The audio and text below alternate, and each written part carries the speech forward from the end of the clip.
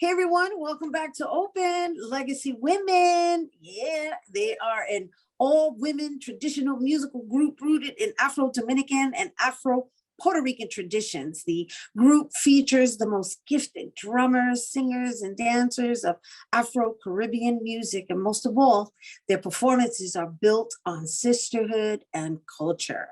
And joining us to tell us more, we welcome Legacy founder and director, my sad soul sister, Manuela Arciniegas. Hello.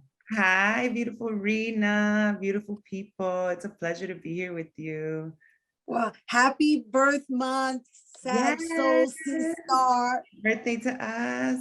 Fire, more fire for the Sagis. Fuego, fuego, fuego. Oh my gosh. I'm so excited for everything that you've accomplished, everything that you are, this legacy that you continue to build on. I mean, I opened up obviously talking about legacy women. I do want to introduce the group to our audience, and I know we're going to get a performance later, but I believe you founded this group in what, like 10 years ago, and I've seen it go through so many renditions, and what you've built is so empowering. I mean, just the whole group to be all women. How many of you are there all together now?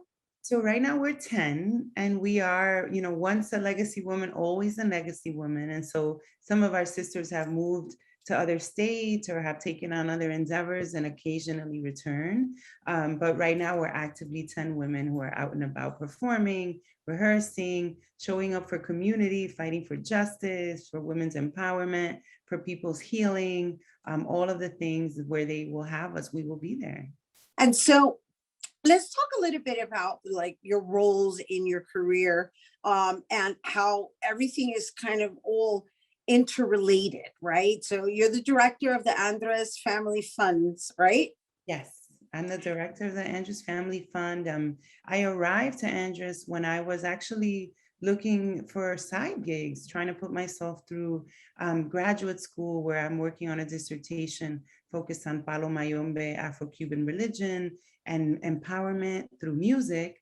And so, for me, it's about all roads lead to healing, to wellness, which I think for communities of color actually requires us to build power. So wellness and healing happens when we have the power to dictate the shape of our environment, the policies and systems as they affect us, to take care for each other, to extend each other love and education and opportunity. And so, at Andrus, we focus on young people impacted by, the new iteration of slavery, right? So our music comes from a time where Black people were stolen from Africa and brought to Puerto Rico and Dominican Republic. And we use it as a vehicle to kind of grapple with the pain of slavery, of being of plantation life. And, in this day and age, the new slavery is the incarceration and the criminalization of our community. So the amount of people who are locked up in the US is unheard of, unreal, but it's not a surprise given the history of our country. And so our music is still to tend to that wound of incarceration, of entrapment, the bonds of the society that try to shackle us, and we use the music to promote liberation. What does it feel like to be in a vibrant, free body? What does it feel like to sing about our worth and our power, to connect to our ancestors and their legacy of resilience and just brilliance? And so, my funding work is related to supporting young people to do that. My arts and cultural work is related to supporting women and girls to stand up and speak out and use their voice through song, and to share the medicine of our people. What does it look like to be in communities where we're healthy, where we're loving on each other, where we're holding space in the bomba bate, in the circle, for people to emote and let out what the harms and ills that they're experiencing in their daily lives, to let it out, and for community to hold them. And so that's how we show up as women, Puerto Rican, Dominican women, who really believe that we are all inherently sacred, beautiful, deserve to be well, and music can be a vehicle for helping people reconnect to that.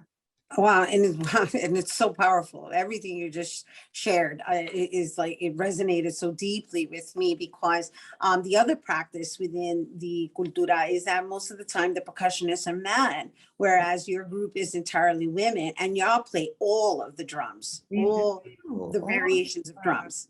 I want to shout out my sisters from the previous iteration. So the first time we saw largely an all women's bomba group in New York was around 2006.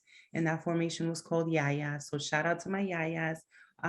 We started at a time when it wasn't friendly for women to play bomba. Even though there was a history of women in the 30s and 40s who maybe like were, they were looked down upon or mislabeled in terms of their gender or sexuality because they took up a drum, but it wasn't super popular and it was a little hard when we first started. And now what we've seen is thanks to Yaya and the continued work of legacy women, we see really amazing women-led groups in Puerto Rico, in Florida, in Chicago. Shout out to my sister Ibeliz Bombera de Corazon. Shout out to Denise Solis and Julia Cepeda out in the Bay. These sisters are Marieng from Tambuye on the island. Like, we know that women are powerful. We lead and hold down our families, our communities. We rarely get the credit for it, but we're not afraid to put our hands on the drum and do the hard work. And so Yeah.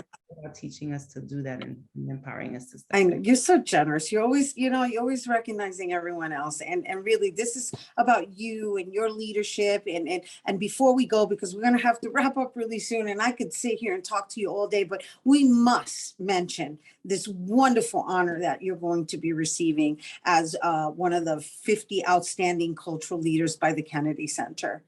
I'm super really quickly. Proud, Rhina, so excited to be named amongst the next 50 dubbed by the Kennedy Center, the 50 cultural and artistic leaders of the last 50 years who've made it a point to lead all of us to a more inspired and inclusive and compassionate world. And I'm all about that life. It's the heart space. We bring the fire to liberation, but also fire to connection, to love, to healing. And so it's an honor to be dubbed as a leader in that space with our Afro-Caribbean roots traditions. And so look out for 2022 on the launch, the announcement, and all the great activities that will come from that endeavor and that honor. It's so well deserved. Congratulations. Ay, mi corazón. Yeah. Manuela Arciniegas, who is the founder and director of Legacy Women. And you guys don't go anywhere because Legacy Women is going to perform for us next.